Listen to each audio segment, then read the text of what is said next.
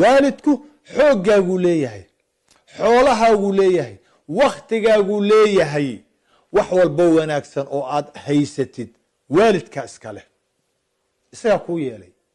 jiritaankaagaba isaga lahaa ilaahay ka soke ha u xisaabinin marka waxaan la yaabaa yaa mar walbo aan arko insaan 20 jir ah 20 jir 20 sano waalid baa soo korinayay iska dhaaf uurkii iyo dhaliinkii iska dhaaf waa 20 sano ayuu adduunka dul taagan yahay waxaa la soo geliyay xoog iyo xoolo hooyo iyo aabba soo geliyay masaakiin ah waa la soo koriyay waa la soo huwiyay waa la soo dharjiyay waa la soo haraatiray oo la soo maaragtaayay aratiray yaa waxbaa la soo baray waalidkii baa xooggoodii iyo xoolahoodii iyo waqtigoodii soo geliyay 20 sano markuu la ekaaday